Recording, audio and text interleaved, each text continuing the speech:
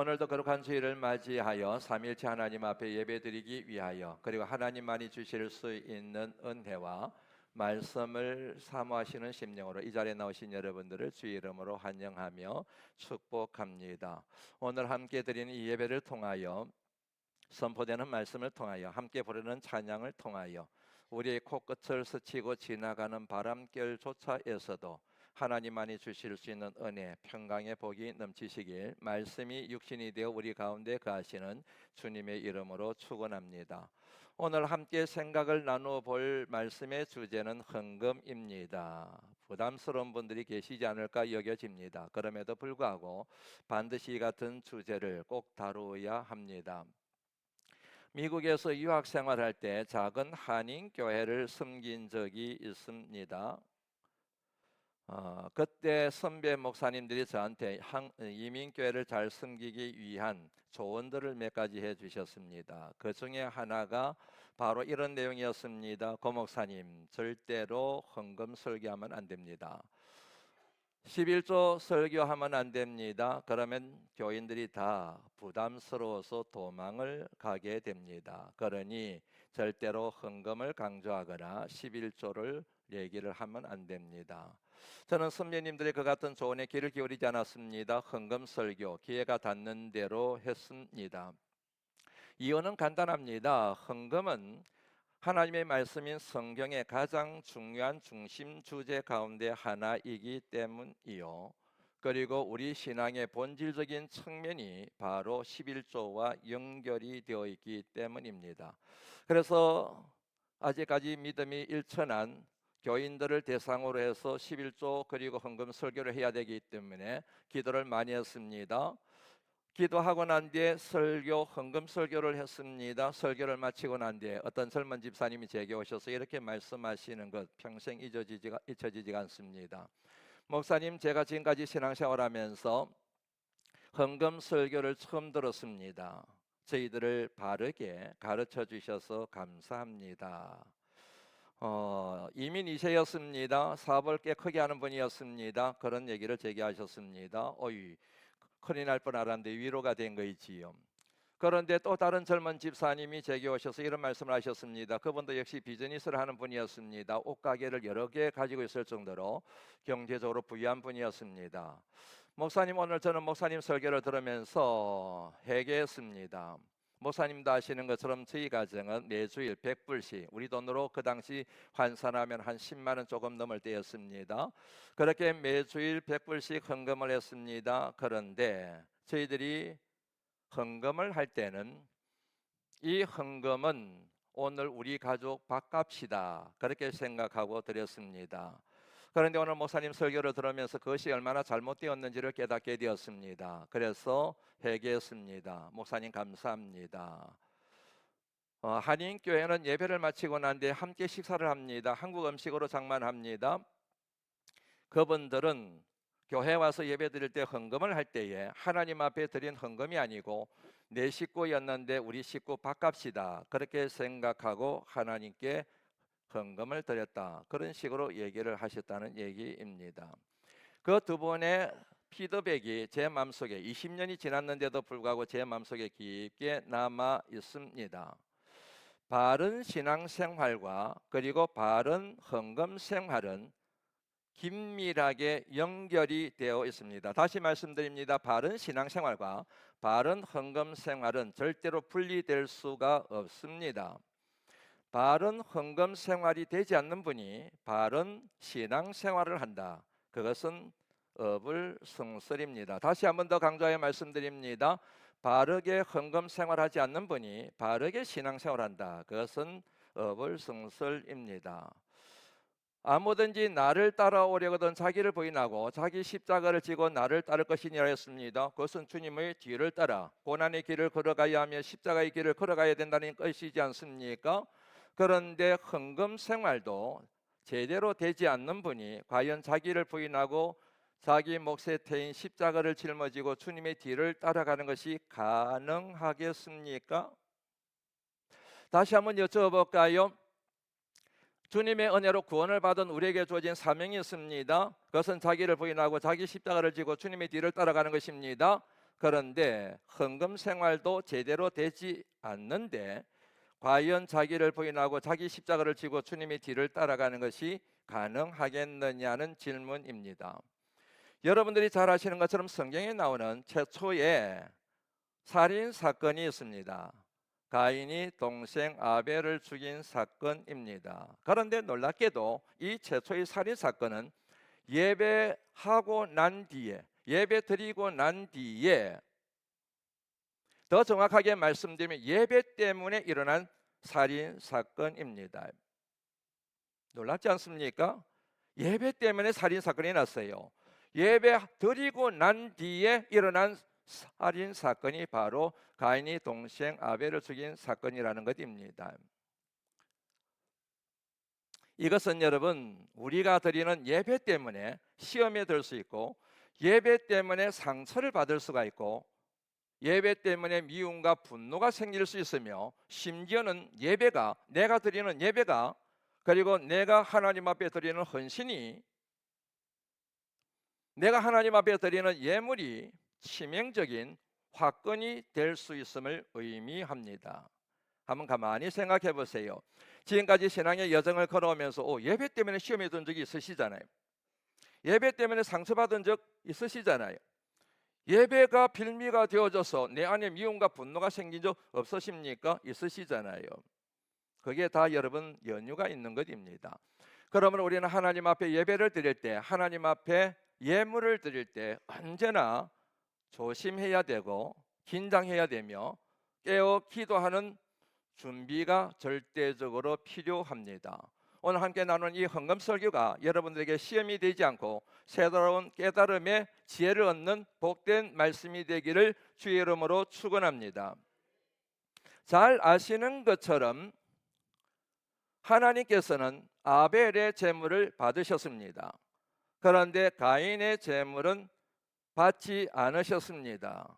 이에 대하여 가인이 분노하게 되지요. 그 분노가 동생을 살인하는 그 엄청난 사건으로 이어지게 되지 않습니까? 방금 제가 어떻게 표현했는지 기억하시지요? 하나님께서 아벨의 제물은 받으셨는데 가인의 제물은 받지 않으셨다 그랬습니다. 여러분들도 그렇게 알고 계시지요? 그런데 한번 확인해 볼까요? 창세기 4장 4절 말씀입니다. 창세기 4장 4절 말씀에 이렇게 기록이 되어 있습니다. 아벨과 그의 제물은 받으셨으나, 아벨의 제물보다 앞서는 것이 있습니다. 아벨이에요. 제물보다 앞서는 것, 헌금보다 앞서는 것이 그 헌금을 드린 사람의 이름이 먼저 나오지요. 5절 말씀 한번 보시겠습니까? 가인과 가인의 제물은 받지 않으셨다. 하나님이 가인의 제물만 받지 않으신 것이 아니라 가인도 받지 않으셨대요. 가인의 제물보다 앞서는 것이 가인입니다. 맞습니다.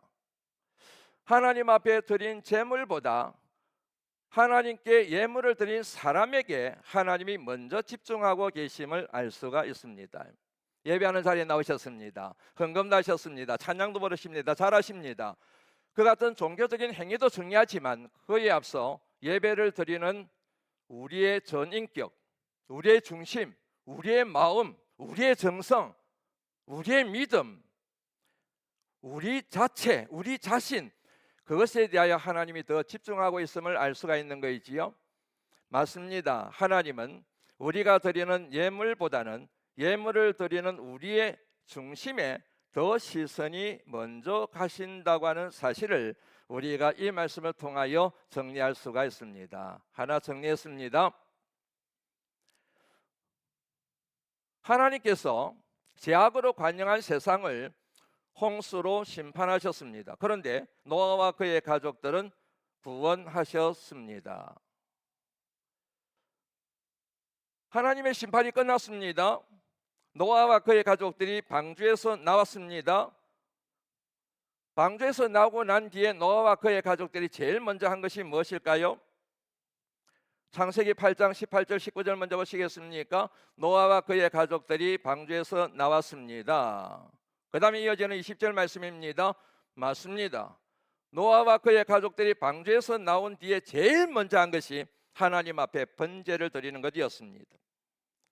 번제를 드렸습니다. 예배를 드렸습니다. 그냥 예배를 드린 것이 아닙니다. 짐승들 가운데서 정결한 것을 선택하여 그것을 예물로 하여 하나님 앞에 제사를 예배를 드렸습니다. 21절 말씀 보시겠습니까? 하나님의 반응이 뭐지요? 하나님이 흠향하셨습니다. 이 21절 말씀에서 우리가 함께 주목해 봐야 될 표현이 바로 사람의 마음 중심이라는 표현입니다.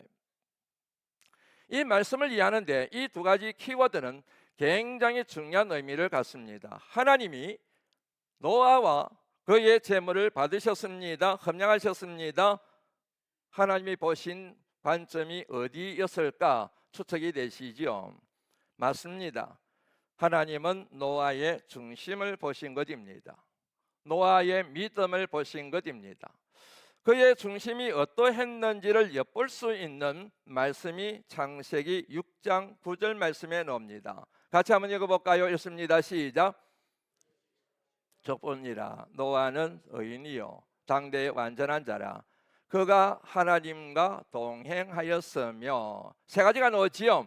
노아는 당대의 완전한 자입니다. 의인이었습니다. 그런데 우리가 주목해 봐야 될 것은 마지막 부분이에요. 그는 하나님과 동행하였으며.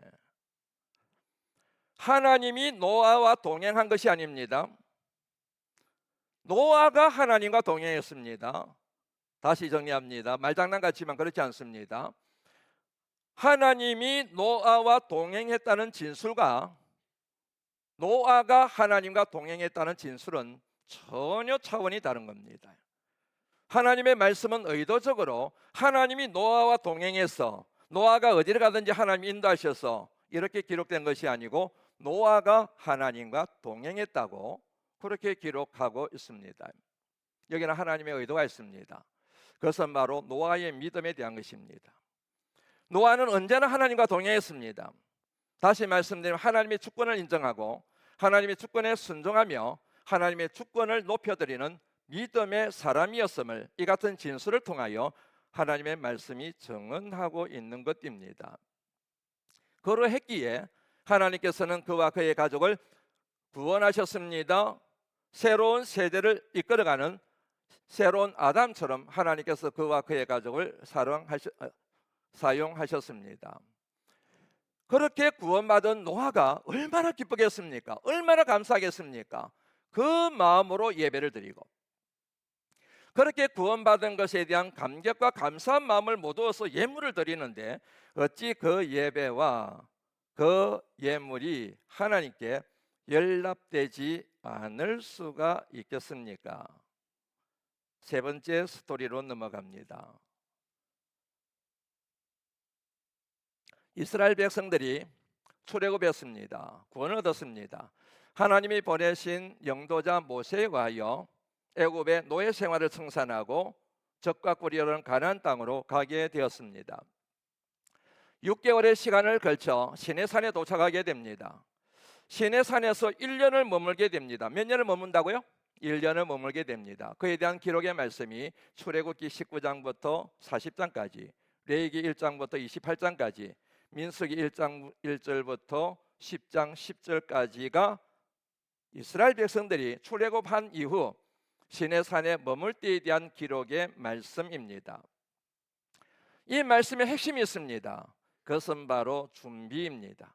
광야 생활에 대한 준비, 적과 꿀이오는 가나안 땅으로 들어가기 위한 준비, 가나안 땅에 들어가서 이후로 하나님의 언약의 백성으로 어떻게 살아야 될지에 대한 준비, 그 준비가 1년 동안 시내산에 머물 때 이루어진 하나님의 훈련이었습니다.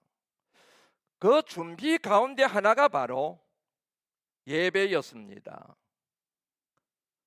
그에 대한 하나님의 말씀이 바로 레위기 1장부터 28장까지 걸쳐서 나오게 되지요. 한번 복습하고 넘어갈까요? 지난 주일날 우리가 함께 나눴던 말씀이지요. 출애굽기 8장 1절입니다. 내 백성을 보내라. 그들이 나를 섬길 것이다. 출애굽의 구호입니다. 내 백성이다. 너 백성이 아니다. 바로 네 백성이 아니다. 애굽의 백성이 아니다. 내 백성이다. 나 여호와의 백성이다. 다시 말씀드리면 이스라엘 백성에 대한 하나님의 통치권을 선언하고 있는 의미입니다. 그들이 나를 섬길 것이다. 다시 말씀드리면 그들이 나를 예배할 것이다. 이를 통하여 이스라엘 공동체는 정치적 공동체가 아니고 신앙 공동체요, 신앙의 핵심은 신앙의 대상이 되는 하나님을 예배하는 것, 따라서 이스라엘 공동체는 예배 공동체여야 된다. 이스라엘 공동체를 움직이는 가장 핵심은 예배여야 된다. 그런 얘기를 지난 주일에 함께 나누었지요. 이제 이스라엘 백성들이 출애굽을 했습니다. 시내산의 생활을 끝내고 난 다음에 광야로 들어가야 됩니다. 광야 생활은 힘듭니다. 피곤합니다. 지칩니다. 그럼에도 불구하고 예배를 포기하면 안 돼. 얘들아, 너무너무 광야가 힘들 거야. 지칠 거야. 피곤할 거야. 예배 드릴 정신이 하나도 없을 거야. 그러니 광야 생활 중에는 예배 안 드려도 돼. 적각거리하는 가나안 땅에 들어가고 난 뒤에 예배 드리면 되는 거지 뭐. 그렇게 말씀하신 게 아니라 광야 중에도 힘들어도 피곤해도 진이 빠져도 예배 드릴 경황이 없어도 반드시 예배를 드려야 해. 이 같은 하나님의 준엄한 메시지가 담겨 있는 책이 바로 레위기입니다. 이것은 예배를 통하여, 하나님 앞에 드리는 예배를 통하여 하나님과 이스라엘 백성들 사이의 영적 유대관계가 유지가 되며, 예배를 통하여 하나님은 이스라엘이 하나님이 되시고 이스라엘은 하나님의 백성이 되는 것을 확인하게 되는 것입니다. 그런데 하나님께서 이스라엘 백성들에게 예배를 강조하시고 예배를 준비시키실 때에 제일 먼저 언급하신 것이 바로 예물입니다. 예배에 대한 가르침이 모아져 있는 레위기 1장 1절 2절 말씀에 제일 먼저 언급된 것이 예물입니다. 같이 한번 읽어보실까요? 읽습니다. 시작.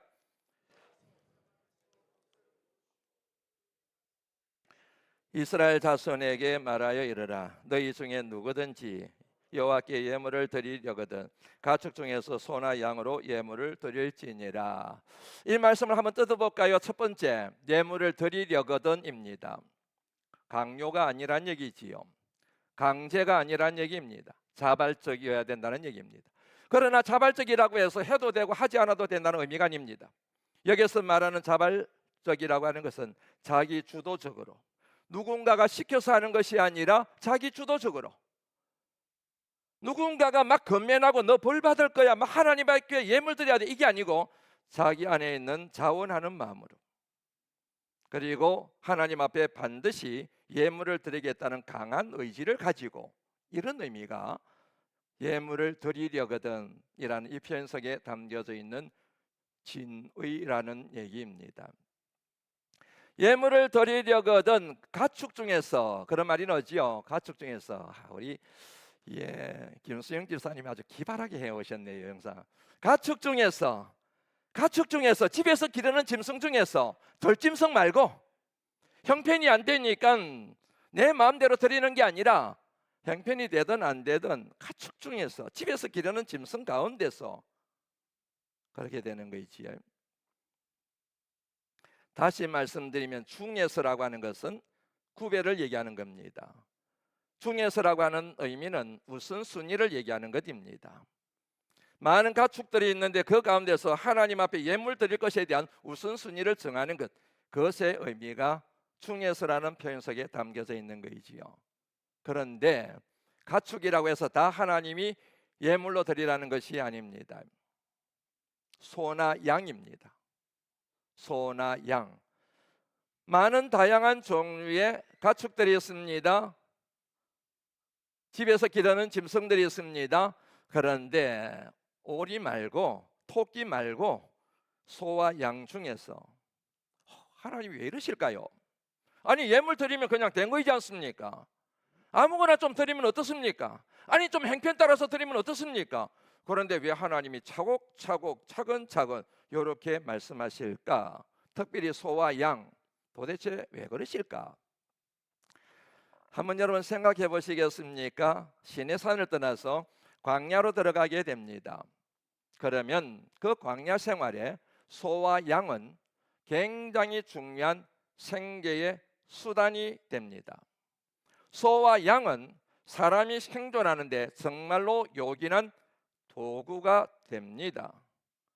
소와 양을 통해서 고기를 얻습니다. 소와 양을 통해서 젖을 얻습니다. 저 젖을 가지고 음료를 만듭니다. 치즈를 만듭니다. 또 다른 단백질원입니다. 소와 양을 통해서, 특별히 양을 통해서 옷을 얻습니다. 사람의 힘으로 무거운 짐을 옮길 수가 없는 짐들은 소의 힘을 빌려서 움직이게 됩니다. 맞습니다. 소와 양은 사람의 생존에 필요한 도구들이요, 생계의 수단입니다. 하나님께서는 광야 생활에 그야말로 절대적으로 필요한 생존의 도구와 생계의 수단을 예물로 드리라는 것입니다. 그러면 여러분 그러지 않겠습니까? 우리도 살아야지. 아니 하나님, 우리도 좀 살아야 되잖아요. 왜 이 중요한 거를 그냥 들에 나가서 사냥해서 예물로 드리면 안 되겠습니까? 막 그런 마음이 들 수 있는 부분이지 않습니까? 그런데 하나님이 가축 중에서 아무 가축이나 안 되고 소와 양 중에서 딱 정하셨지요. 왜 그러실까요? 이유는 간단합니다. 이스라엘 백성들의 죽고 사는 문제가 소와 양에 달려 있는 것이 아니라 하나님의 손에 달려 있음을 그들에게 가르치시기 위함입니다. 다시 말씀드려야 크게 아멘하시겠습니까? 이스라엘 백성들이 광야에서 죽고 사는 문제가 소와 양에 달려 있는 것이 아니라 하나님의 손에 달려 있음을 가르치시기 위함이었습니다. 다시 말씀드리면 소와 양을 의존하지 않고 소와 양으로 대변되는 이 세상에 뿌리를 두고 있는 힘에 의존하여 사는 것이 아니라 생명의 근원이 하나님께 있음을 믿고 하나님만을 절대적으로 믿고 의지하며 살아가기를 하나님이 그들에게 원하시기 때문입니다. 맞습니다. 하나님이 소고기가 맛있어서 양고기가 너무너무 먹고 싶어서 소와 양을 예물로 드리라 한 것이 아니라 이스라엘 백성들로 하여금 출애굽의 구원자가 되시는 하나님, 그 하나님만 생각하고 그 하나님만 의지하고 하나님만 바라보고 하나님만을 의지하는 믿음의 여정을 걸어가는 것이 승리의 길이요 생존의 길임을, 살아날 수 있는 길임을 가르치기 위하여 하나님이 같은 요구를 하신 것입니다. 오늘 본문 말씀은 우리가 잘 알고 있는 11조에 대한 말씀입니다. 이런 말씀 들으면 딱 목사님 또 11조 강좌하시려고 그러네. 제가 11조 설교 잘 안 하지요. 맞습니다. 오늘 본문 말씀의 핵심은 11조입니다. 11조 그러면 꽤 많은 분들이 그거는 구약의 법칙인데 우리는 신약 시대를 살고 있는데 그 법칙 적용하면 안 되지, 그렇게 얘기하는 분들이 계세요. 그런데 저는 그 같은 말에 절대적으로 동의하지 않습니다. 한번 보시겠습니까? 이게 뭐입니까? 성경이지요. 성경은 구약과 신약으로 되어 있습니다. 구약과 신약으로 되어 있는 성경을 우리는 하나님의 말씀이라고 말한다. 여러분 동의하시는지요? 하나님 말씀이에요. 이 속에 구약이 있습니다. 구약 속에 말라기가 있습니다. 말라기 내용 가운데 11조가 있습니다. 그러므로 11조 얘기는 구약의 법칙이 아니라 말씀의 법칙이에요. 11조는 사람의 법칙이 아니라 하나님의 법칙인 거예요. 이거를 잊어버리시면 안 됩니다. 11조는 하나님의 법칙이요 말씀의 법칙이지 구약의 법칙으로 퉁치면서 스스로 11조 하지 않기 위한 명분을 찾는 것은 스스로 잘못된 믿음의 길을 걸어가게 되게 됩니다. 10절 말씀 한번 보시겠습니까? 그냥 11조가 아닙니다. 온전한 11조라는 표현이 나옵니다. 좀 거칠게 표현하면요 11조 가지고 장난치지 말라는 얘기입니다. 어떤 의미냐면은 11조를 가지고 11조도 드리고 11조 가운데 감상금도 되고 11조 가운데 성경금도 되고 11조 헌금 가운데 절기 헌금도 되고 그러지 말라는 얘기예요. 온전한 11조라고 하는 것은 정직한 11조를 얘기하는 겁니다. 많은 분들이 그래도 내가 항존인데 내가 교회를 오래 다녔는데 그래도 내가 성경헌금도 좀 해야 되고 또 구제헌금도 해야 되고 비전 시야센터 정축한다고 하는데 헌금도 해야 되는데 형편이 안 되는데 그 마음 하나님이 다 아시지 않겠습니까? 그런데 굳이 11조를 가지고 다 나누어 가지고 헌금하는 것, 그게 하나님께 온전한 11조가 되겠습니까? 자기 체면 때문에 하는 건데. 이 말씀의 의미가 그런 의미인 거지요. 그냥 안 하셔도 됩니다. 그냥 온전한 11조 하시면 그게 하나님께 영광이 되는 거이지 않겠습니까? 그래서 여기 말씀하고 있는 온전한 11조라고 하는 것은 정직한 11조를 얘기하는 것이지요. 10절 말씀 같이 한번 읽어보실까요? 읽습니다. 시작. 창고에 들여 나의 집에 양식 있게 하고 그것으로 나를 시험하여 내가 하늘 문을 열고 복을 쌓을 것이 없도록 붙지 아니하나 보라. 믿으시면 아멘 하시죠. 우리가 11조를 하나님 앞에 드리게 되면 하나님께서 하늘 문을 여시고 우리에게 쌓아도 쌓지 못할 정도로 복을 주시겠다고 하나님이 약속하셨는데 믿으시는지요? 여러분들의 믿음이 참으로 귀합니다. 믿음대로 될 줄로 믿습니다. 그런데 그와 동시에 우리가 함께 생각해야 될 부분이 있습니다. 그것은 복에 대한 개념입니다. 11조를 하게 되면 내가 물질의 복을 쌓고 주겠다 이게 아니고 하나님은 그렇게 말씀하십니다. 복을 주겠다 얘기하세요.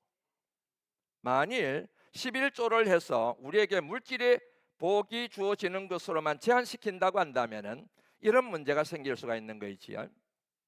다시 말씀드립니다. 11조를 하면 물질의 복을 주신다 믿으면 되는 겁니다. 그런데 그것으로만 국한시키게 되면은 교인들 가운데 11조 하시는 분들 가운데 힘든 가운데서도 어려운 가운데서도 정말로 궁핍함에도 불구하고 11조 하는 분들 계시지 않습니까? 그런 분들 가운데서도 경제적으로 힘든 분들이 계시잖아요. 아니 11조를 하게 되면 쌓고 쌓아가지고 떼부자가 되어야 되는데 안 되잖아요. 그러면 그분들은 11조의 복을 받지 못하신 겁니까? 아니잖아요. 가끔씩 11조 하는 분들이 계십니다. 여러분들 아시겠죠? 저는 잘 모릅니다. 그냥 목회하다 보면 그런 분들이 계시지 않겠습니까? 그리고 생각날 때마다 형편이 될 때마다 11조 하는 분들이 계시지 않겠습니까? 심지어는 하나님을 믿지 않는 분들 가운데는 11조 하나도 하지 않는 분들도 계시지 않습니까? 그런데 그분들 가운데도 정말로 상상을 초월할 정도로 부자인 분들이 많이 있지 않습니까? 돈 잘 버는 분들이 있지 않습니까? 그러면 그분들은 11조의 복을 받았다고 얘기할 수 있습니까? 그런 건 아니지 않습니까? 그런 면에서 이 같은 명제로 여러분들의 궁금증을 정리해드리면 좋을 것 같습니다. 같이 한번 읽어보실까요? 한번 읽습니다. 시작. 잘 한다고 다 하는 것은 아니지만 물질의 은사를 받은 사람들은 다 11조를 온전하게 한 분들이다. 이렇게 정리하면 꼭 말장난 같지만 굉장히 중요한 지혜를 우리가 통찰하게 되는 것 같습니다. 11조를 한다고 해서 반드시 물질적으로 부유하게 되는 것은 아닙니다. 그럴 수도 있고 아닐 수도 있습니다. 그러나 내가 물질의 은사를 받고 물질적으로 부유해졌다고 한다면 그 중요한 요인 중에 요인이 바로 11조 헌금을 제대로 했기 때문이다. 그렇게 믿음으로 고백할 수 있다는 얘기인 거지요. 같은 맥락에서 11조가 진정한 축복의 조건이라고 생각하는 것은 상당히 곤란합니다. 만약에 물질이 복이라고 한다면 우리 가운데 가난한 분들이 있고 경제적으로 힘든 분들이 있는데 그분들은 복을 받지 못한 겁니까? 아니잖아요. 무엇보다 심각한 것은 11조를 구원의 조건으로 생각하는 겁니다. 그거는 완전히 어긋난 겁니다. 사랑하는 성도 여러분, 구원의 조건은 오직 예수 그리스도의 피 흘림밖에 없는 줄로 믿습니다. 11조가 구원의 조건이라고 한다면 우리는 예수 그리스도의 구속의 보혈이 의미가 없는 거잖아요. 예수 그리스도를 믿을 필요가 없잖아요. 11조만 잘하면 되는데. 그런데 정말 잘못된 가르침 중에 하나가 11조를 마치 구원의 조건인 것처럼 그렇게 설파를 많은 사람들이 넘어간다고 하는 것입니다.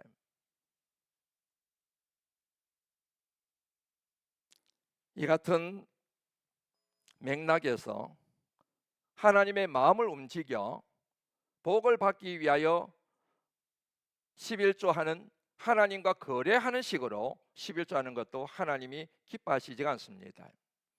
내가 11조를 하면 하나님이 복 주실 거야. 하나님 제가 오늘 11조 했습니다. 그러니 하나님 약속의 말씀대로 때로 채워주셔야 됩니다. 11조를 하나님의 복을 받기 위한 거래 조건으로 그렇게 드리는 것도 하나님의 기쁨이 될 수가 없습니다. 오늘 말씀에서 대부분의 목회자들과 성도들은 어디에만 집중이 되느냐면 8절 말씀부터 10절 말씀까지 세 구절에만 집중됩니다. 그런데 이 말씀을 전체적으로 하나님의 뜻을 잘 이해하기 위해서는 반드시 7절 말씀을 읽어야 됩니다. 7절 한번 같이 읽어볼까요? 읽습니다. 시작. 너희로부터 너희가 나의 규례를 떠나 지키지 아니하였도다. 그런즉 내게로 돌아오라. 그리하면 나도 너희에게로 돌아가리라 하였더니 너희가 이르기를 우리가 어떻게 하여야 돌아가리까 하는도다. 이 말씀에 보시면은 너희가 나의 규례를 어겼도다.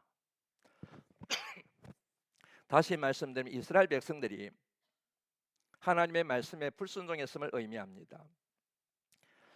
내게로 돌아오라 말씀하셨습니다. 이것은 이스라엘 백성이 하나님을 떠났음을 의미합니다. 무엇을 의미할까요? 맞습니다. 선민 공동체요, 출애굽하여 구원을 얻은 하나님의 선민 공동체요, 신앙 공동체요, 그리고 예배 공동체여야 될 이스라엘 백성들이 더 이상 하나님을 신뢰하지 않고 하나님을 믿지 않고, 다시 말씀하면 하나님의 주권을 인정하지 않고 하나님의 주권에 순종하지 않고 하나님의 주권을 찬양하지 않는 민족이 되었음을 이 말씀이 암시하고 있습니다. 다시 말씀드리면 하나님과의 관계가 파괴되었다는 얘기입니다. 그러자 이스라엘 백성들이 하나님 앞에 요구합니다. 묻습니다. 우리가 어떻게 하여야 하나님께 돌아가겠습니까? 우리가 어떻게 하여야 하나님과의 관계가 회복되겠습니까? 7절 말씀 끝부분에 다시 보시겠습니까? 그런 질문이 나오잖아요. 그때 하나님께서 대답으로 내신 게 뭐입니까? 11조예요. 그때 하나님께서 대답하신 답이 뭐냐면 온전한 11조입니다. 여기서 여러분 우리 굉장히 중요한 신앙의 논리를 하나 정리할 수가 있는데, 그게 뭐냐면 11조와 신앙이 긴밀하게 연결이 되어 있다는 얘기입니다. 11조를 하지 않아요. 그냥 헌금을 하지 않는다는 문제가 아니고 하나님과의 관계가 깨어졌음을 의미한다는 얘기입니다. 11조를 하지 않습니다. 분명히 개인적인 차이는 있겠지만 그거는 감안하고 들으셔야 됩니다. 11조를 하지 않습니다. 그것은 하나님의 말씀에 불순종하는 것을 의미합니다. 11조를 하지 않습니다. 더 이상 하나님의 주권을 인정하고 하나님의 주권에 순종하며 더 이상 하나님의 주권을 찬양하지 않음을 의미한다는 사실을 이 말씀을 통하여 알 수가 있게 되지요.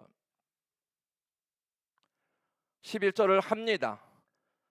과부처럼 비율을 따지지 않고 최선을 다하여 하나님 앞에 두 렙돈이라도 하나님 앞에 헌금합니다. 그러면 하나님과의 관계가 건강함을 의미합니다.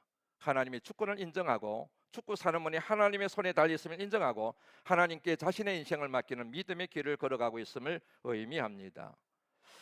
이 같은 맥락에서, 이 같은 의미에서 헌금은 11조는 단지 돈의 문제가 아니고 물질의 문제가 아니고 신앙의 본질적인 측면이라고 얘기를 하게 되는 것입니다. 헌금 설교를 하면 목사님 돈 얘기 안 해? 그러시면 안 됩니다. 헌금 얘기는 신앙 얘기를 하고 있다는 얘기입니다. 이 같은 예를 가지고 주님의 말씀에 귀를 기울이면 주님이 그래서 이런 말씀을 하셨구나 하는 느낌이 오는 말씀을 두 군데만 소개해 드립니다. 마태복음 6장 21절 말씀입니다. 내 보물이 있는 곳에 내 마음도 있느니라. 24절 말씀은 우리가 함께 읽어보면 좋겠습니다. 읽습니다. 시작. 혹 이를 미워하고 저를 사랑하거나 혹 이를 중히 여기고 저를 경히 여김이라. 너희가 하나님과 재물을 겸하여 섬기지 못하느니라. 굳이 설명할 필요가 없지요. 이 같은 믿음을 가진 사람들은 하나님 앞에 드리는 것을 즐거워하게 되어 있습니다. 역대상 29장 10절 말씀부터 14절까지 말씀 한 절씩 교독하겠습니다. 제가 먼저 읽습니다. 다윗이 온 회중 앞에서 여호와를 송축하여 이르되 우리 조상 이스라엘의 하나님 여호와여, 주는 영원부터 영원까지 송축을 받으시옵소서.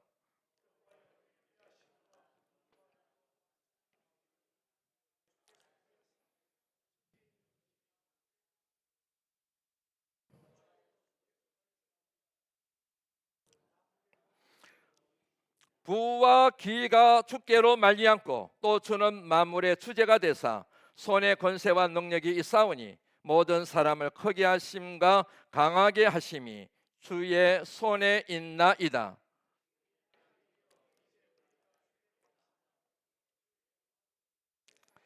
함께 읽습니다. 나와 내 백성이 무엇이기에 이처럼 즐거운 마음으로 드릴 힘이 있었나이까. 모든 것이 주께로 말미암았사오니 우리가 주의 손에서 받은 것을 주께 드렸을 뿐이니이다. 아멘. 이 같은 다윗의 고백이 사도 바울에 의하여 이렇게 새롭게 재정립되었습니다. 고린도후서 9장 7절 말씀도 같이 한번 읽어보실까요? 읽습니다. 시작.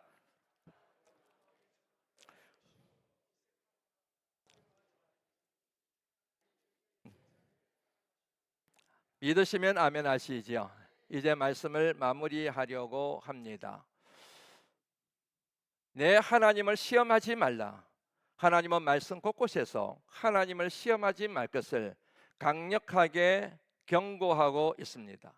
그런데 하나님에 대하여 시험하지 말라, 시험하지 말라, 끊임없이 하나님이 경고하시면서 하나님을 시험하라고 하신 유일한 말씀이 오늘 본문 말씀입니다. 다른 것에 대하여 하나님 시험하는 것을 하나님은 용납하지 않으시는데, 분노하시는데, 그런데 11조 헌금에 대해서는 하나님이 시험하라고 말씀하세요. 왜 그런 줄 아십니까? 11조가 우리 신앙의 본질적인 측면을 이루고 있기 때문입니다. 하나님이 살아계시고 하나님이 그 약속의 말씀대로 하나님의 백성들에게 모든 것을 다 공급해 주시는 분이심을 가장 강력하게 체험할 수 있는 것이 바로 11조이기 때문입니다. 11조는 바로 우리 신앙의 양태가, 우리 신앙의 수준이, 우리의 순종의 정도가 어떠한지를 스스로 진단하고 평가하고 판단할 수 있는 핵심적인 기준이 되기 때문입니다. 왜냐하면 앞서 말씀드린 것처럼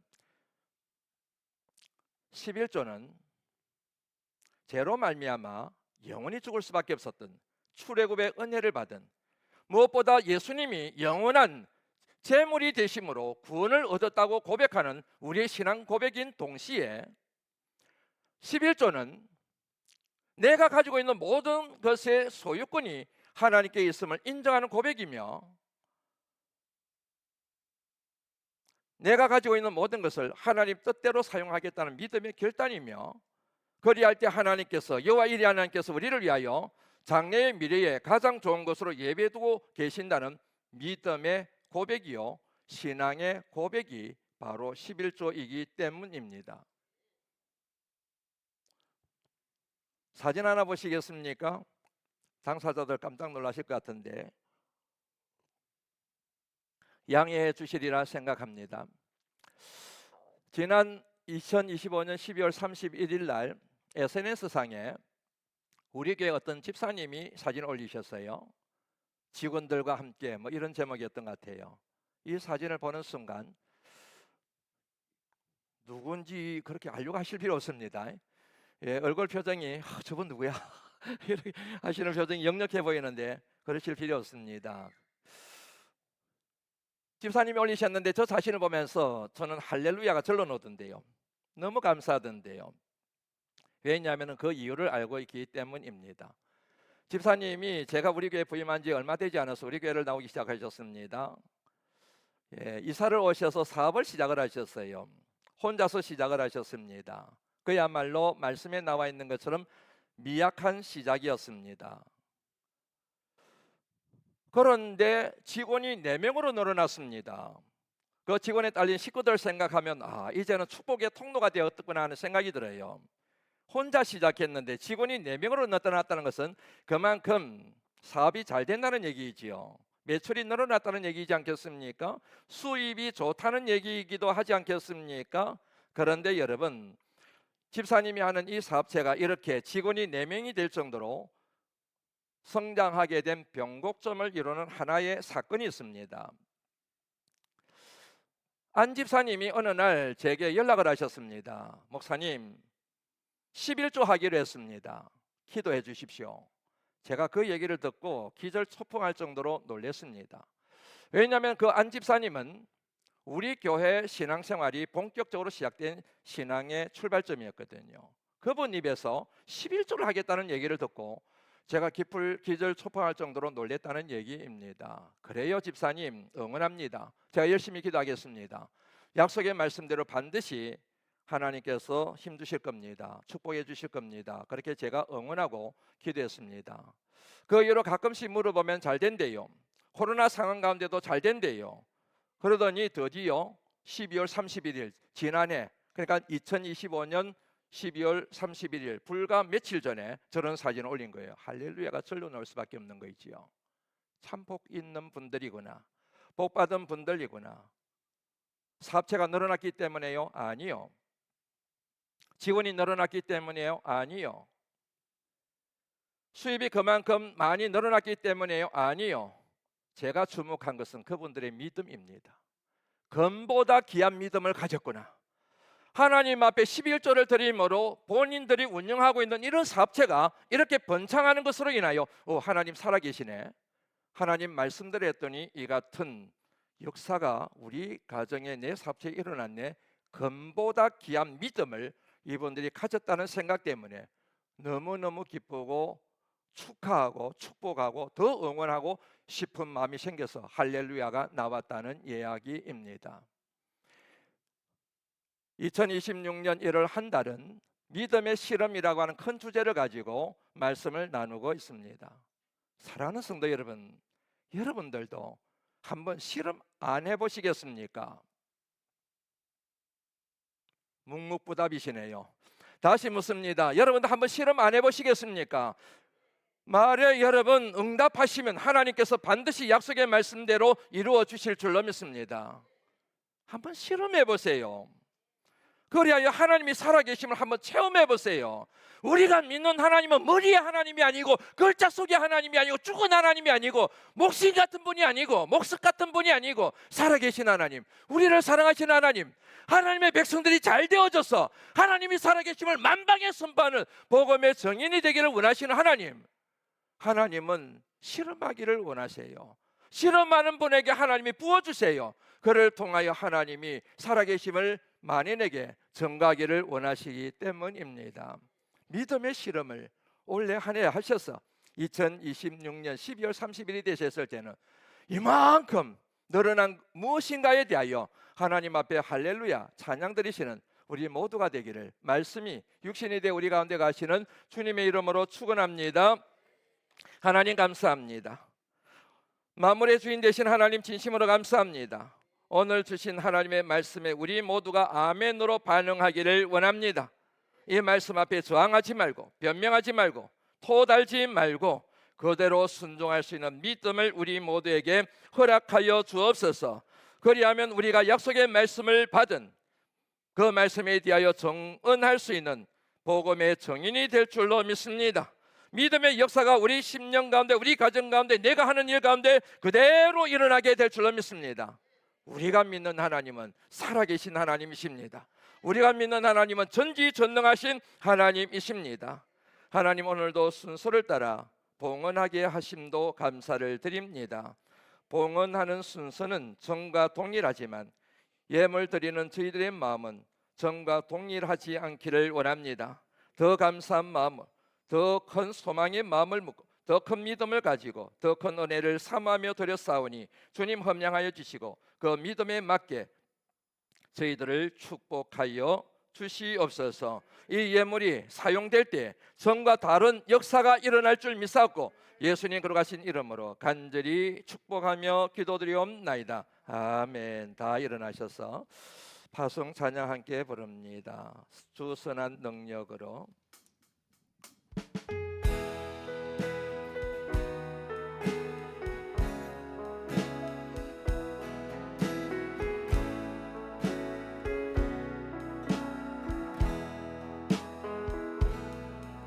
주 선한 능력으로 안으시네 그 그 시팔로 날 붙드시네. 아멘. 절망 속에도 흔들리지 않고 사랑하는 주 얼굴 구하리. 이전의 괴로움 나 애워싸고 고난의 길을 걷는다 해도 주님께 모두 맡긴 우리 영혼 끝내 승리의 날을 맞으리. 선한 능력으로 일어서리. 주만 의지하리. 믿음으로 아멘. 우리 고대 안에 주 오실 그날 영광의 새날을 맞이하리. 주님이 마시고 난의 승자를 우리도 감사하며 맞으리. 아멘. 주님의 남은 고난 채워가며 예수와 복음 위에 살리라. 아멘. 예수와 복음 위에 살리라. 예수와 복음 위에 살리라. 선한 능력으로 일어서리. 주만 의지하리. 믿음으로 우리 고대 안에 주 오실 그날 영광의 새날을 맞이하리. 선한 능력으로 일어서리. 주만 의지하리. 믿음으로 우리 고대 안에 주 오실 그날 영광의 새날을 맞이하리. 우리 고대 안에 우리 고대 안에 주 오실 그날 영광의 새날을 맞이하리. 이제는 온 인류를 구원하시기 위해 하늘 영광 보좌 버리시고 이 땅에 오셔서 고난 받으시고 멸시와 수치를 다 당하시고 십자가 위에서 죽임을 당하셨으나 죽음의 권세 사망의 권세를 이기시고 사흘 만에 부활하심으로 우리 모두의 영원한 산소망이 되시는 참 구원자가 되시는 평강의 왕이 되시는 우리 주 예수 그리스도의 은혜와 저희를 사랑하시되 이처럼 영원히 사랑하시는 하나님 아버지의 사랑하심과 보혜사 성령님의 감화 감동 교통 충만케 하심이 오늘 주신 말씀의 뜻 따라 하나님께서 명하신 대로 권면하시고 도전하신 바에 따라 하나님을 시험하는 11조 생활을 함으로 그 같은 삶을 살아내는 자들에게 주심하고 약속하신 모든 복을 받아 누리며 그 복을 전파하며 살아갈 것을 마음속에 다짐하고 이 성전을 떠나는 주의 귀한 종들과 가정과 손대어 하는 일들마다 축복의 통로가 되어 만민을 주님 앞으로 인도해야 될 우리 바라마스께 앞날과 비전 가운데 주님의 피 묻은 복음이 절대적으로 필요한 나라와 민족과 열방의 모든 사람들 가운데 지금부터 영원까지 함께 하시기를 간절히 축원하옵나이다. 아멘.